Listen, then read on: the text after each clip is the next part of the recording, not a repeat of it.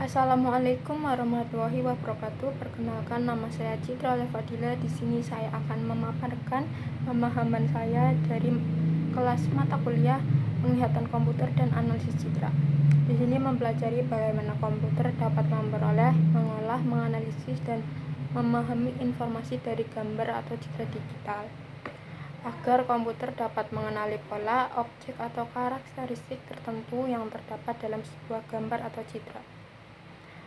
Dimulai dari pengolahan data atau dataset, yaitu kumpulan data dari berbagai sumber untuk pembelajaran model. Setelah diperoleh, dilakukan tahap preprocessing untuk meningkatkan kualitas data seperti normalisasi, pengubahan ukuran citra, penghilangan noise, dan ekstraksi fitur. Selanjutnya ada fitur extraction atau pengambilan fitur, karakteristik penting dari data yang digunakan sebagai representasi objek pada citra. Fitur dapat berupa warna, tekstur, dan lain-lain yang mewakili informasi penting dari gambar. Ada pembelajaran atau training model menggunakan algoritma machine learning. Di sini contohnya ada yang saya pelajari PPNN, SVM, naive Bayes, atau yang lain CNN, dan yang lain-lain. Ada testing juga, pengujian yang akan diklasifikasikan hasil prediksi, kemudian dibandingkan dengan label sebenarnya. Ada mengevaluasi seperti menggunakan confusion metric, terus akurasi, precision, recall, F1 score untuk mengetahui seberapa baik model dalam melakukan klasifikasi. Secara keseluruhan, inti dari mata kuliah penglihatan komputer dan analisis citra adalah mengubah data visual menjadi informasi yang dapat dipahami komputer melalui tahapan pengumpulan data, preprocessing, ekstraksi fitur, pembelajaran model, klasifikasi, dan evaluasi hasil. Selanjutnya saya akan menjelaskan 3 algoritma atau fitur atau model yang sudah diberikan untuk tugas. Saya akan menjelaskan metode-metode cara mengerjakan yang sudah dipelajari di kelas. Ada 3, yaitu yang pertama BPN, yaitu Backpropagation Neural Network. Arsitektur jaringan yang digunakan terdiri dari 3 neuron input dan 2 neuron hidden layer dengan fungsi aktivasi ReLU dan 1 neuron output dengan fungsi aktivasi sigmoid. Learning rate yang digunakan adalah 0,1. Ini learning rate sesuai ketentuan soal. Di sini langkah pertama adalah menentukan input dan bobot awal. Di sini ada yang pertama ada W1 sampai B1, W12 sampai B2, dan F1 sampai B0. Dibagi bobot input hidden, bobot input output. Langkah pertama adalah feed forward. Setelah bobot awal ditentukan, saya melakukan proses ini, yaitu menghitung nilai pada hidden layer. Di sini ada rumus ReLU. Ini sigma XI kali WI plus B. Terus di sini juga ada syarat, yaitu jika lebih dari 0 maka nilainya X, yaitu ini. Jika kurang dari 0 maka hasilnya 0. Kita juga menghitung di hidden neuron 2, data kedua juga. Terus kita menghitung output. Setelah memperoleh nilai hidden layer, langkah berikutnya adalah menghitung output jaringan. Yang pertama sigmoid. Memasukkan rumus, memasukkan angka-angka. Sigmoid ini kemudian dihitung dengan rumus ini, Y. 1/1 tambah eksponen pangkat X, pangkat dari sigmoid ini, hasil ini. Selanjutnya ada menghitung error. T time target dikurangi Y. Terus masuk ke backpropagation, delta output target min Y dikali Y 1 kurangi Y, dihasilkan delta output. Selanjutnya kita akan menghitung delta hidden 1 dan hidden 2 dengan rumus berikut. Hidden output kali F1 kali relu baru H1. Di sini karena H1-nya lebih dari 0, maka relunya 1. Kalau misalnya H1-nya kurang dari 0, maka 0. Dimasukkan. Selanjutnya kita update bobot yang akan digunakan untuk data berikutnya, data kedua, menghitung data kedua.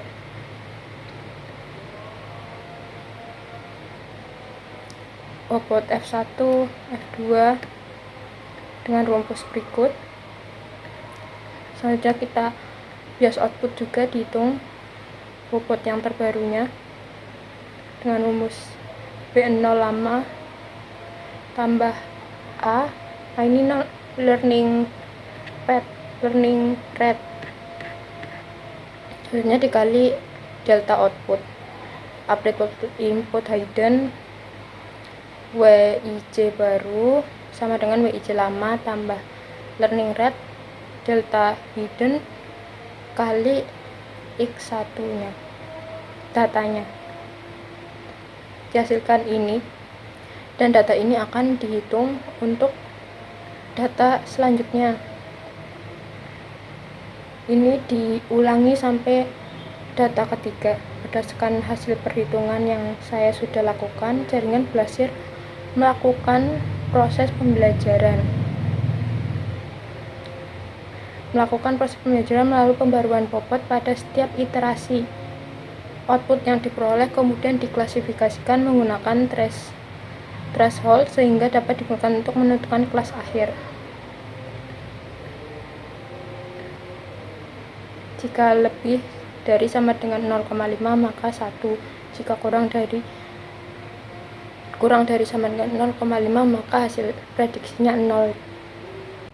Selanjutnya ada metode yang kedua yaitu SVM.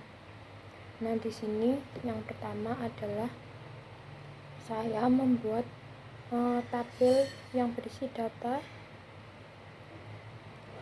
X1, X2, X3 dan label yang sudah ada pada soal datasetnya.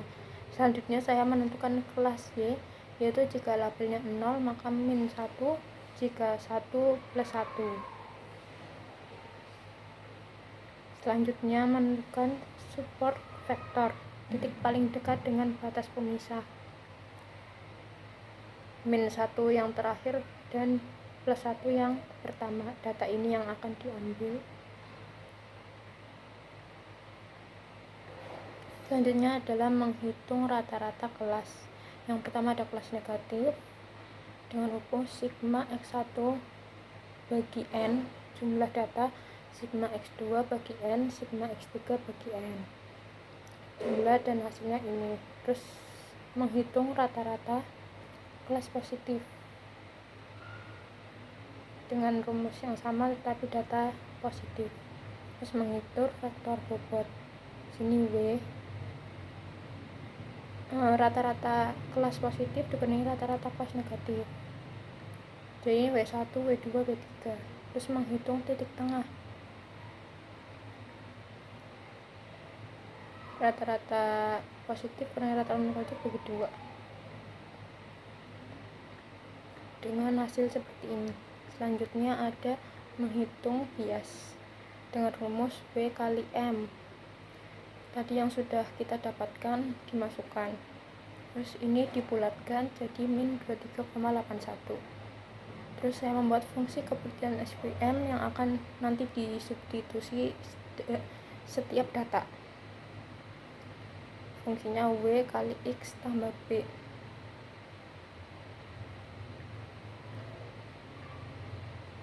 X nya ini nanti dimasukkan datanya. Ini kan segaris ada data x1, x2, x3, lalu dimasukkan x11, x22, x31, lanjut ke data 2, data 3 sampai selesai menghitung keputusan setiap data.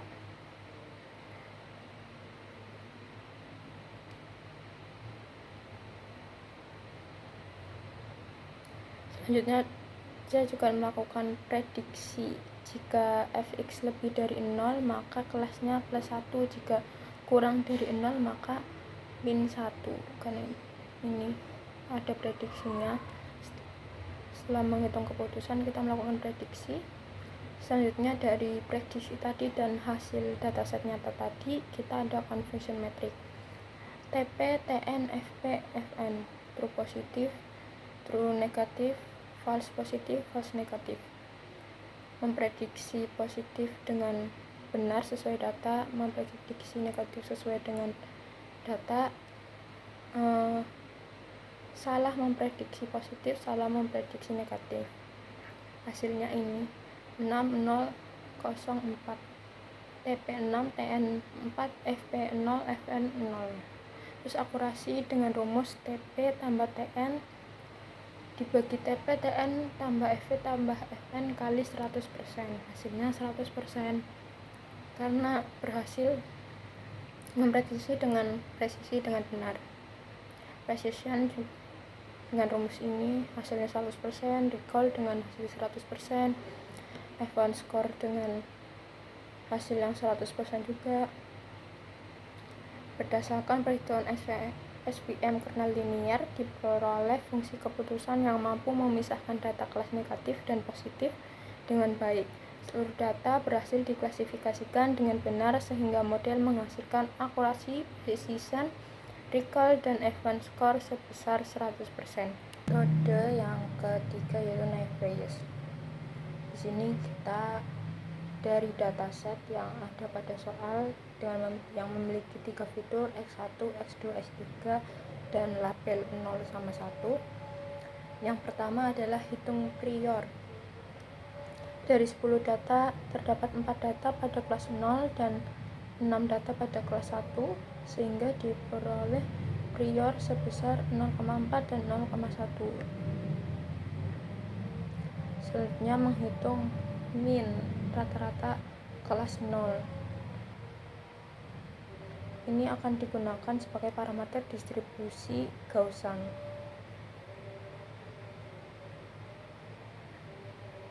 Dihitungnya.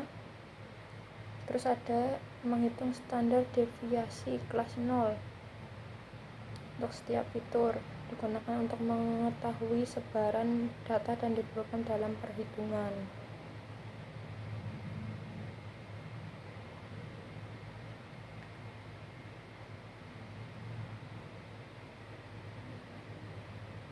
Variance ada ini X1,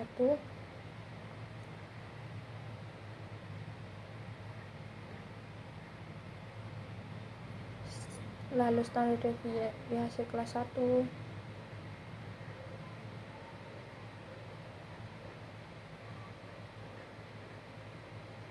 di sini ada tabel ringkasan yaitu ada fitur mi rata-rata kelas 1 kelas 0, STD kelas 0, rata-rata kelas 1, STD kelas 1. Ini ada fitur S1, S2, S3. Selanjutnya adalah menghitung likelihood dan posterior. Nanti untuk memprediksi posterior dengan membandingkan nilai posterior. Dari data pertama,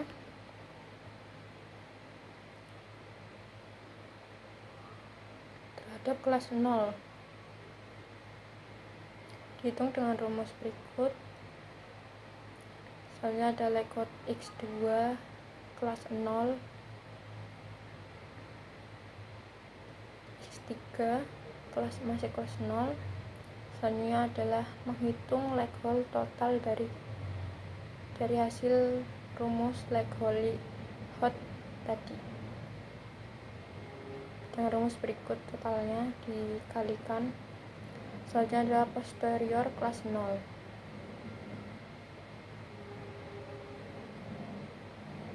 Di sini mengalihkan total likelihood dengan ini tadi, prior tadi kita kelas 0 0,4 hasil 0,0227. Terus lagi terhadap kelas 1 data satunya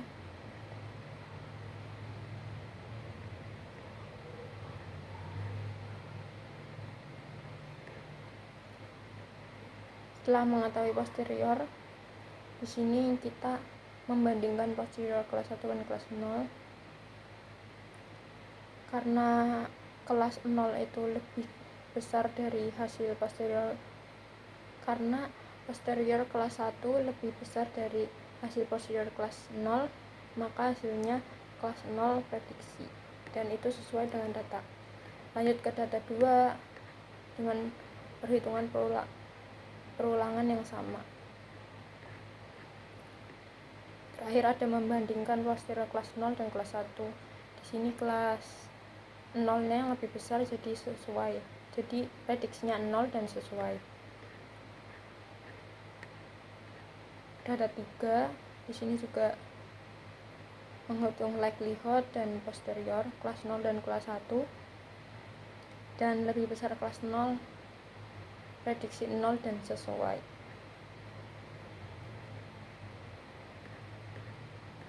Hitung sampai data ke-10 agar kita mengetahui semuanya. Selanjutnya saya juga menghitung confusion metric dengan TP, TN, FP, FN, dan hasilnya akurat. Selanjutnya akurasi dengan rumus ini dan hasilnya 100%, precision 100%, recall 100%, F1 score 100%. Dan metode Gaussian naive Bayes mampu mengklasifikasikan dataset yang diberikan. Kesimpulan 3 metode tadi, berdasarkan hasil pengujian, semua metode dapat melakukan klasifikasi dengan baik pada dataset. Gaussian Bayes perhitungan paling sederhana dan mudah diterapkan. SVM tingkat kompleksitas menengah. BNN paling kompleks karena melibatkan proses pembelajaran jaringan saraf. Jadi ketiganya efektif, tetapi Gaussian naive Bayes lebih unggul dari sisi perhitungan. Sekian presentasi pemahaman dari saya. Wassalamualaikum warahmatullahi wabarakatuh. Selanjutnya, setelah memiliki pemahaman tadi, saya akan mendemokan aplikasi dari implementasi pemahaman tersebut yang dikerjakan bersama kelompok. Di sini ada halaman register, mengisi nama lengkap, username, dan password.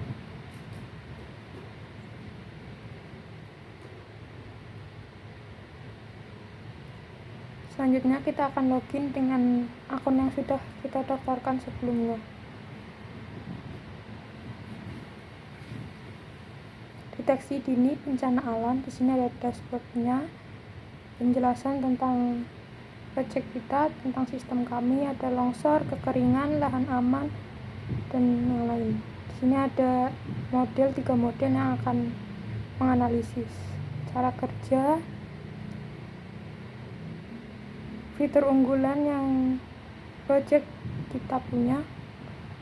Selanjutnya kita akan mencoba bencana tanah kering, apakah model bisa mengenalinya.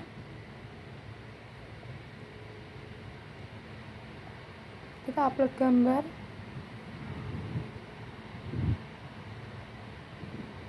Di sini evaluasi model sedang berjalan.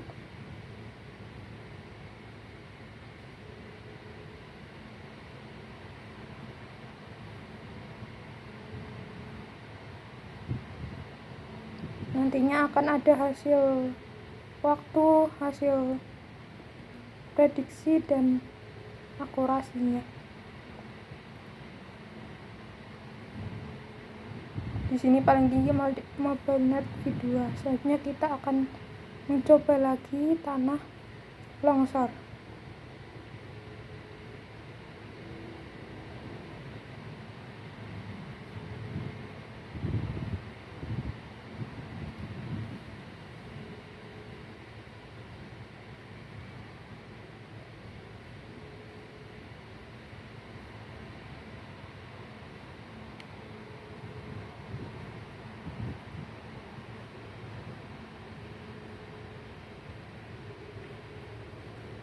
Selanjutnya ada hasil evaluasi model yang memprediksi gambar tersebut. Selanjutnya di sini kita akan mencoba untuk memprediksi gambar yang tidak seharusnya bisa dideteksi.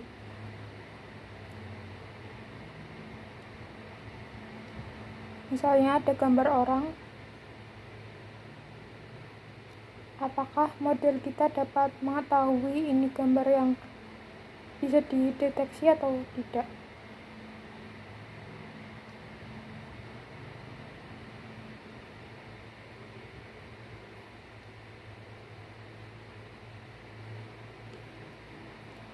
Terdapat pesan, yaitu bukan kategori bencana.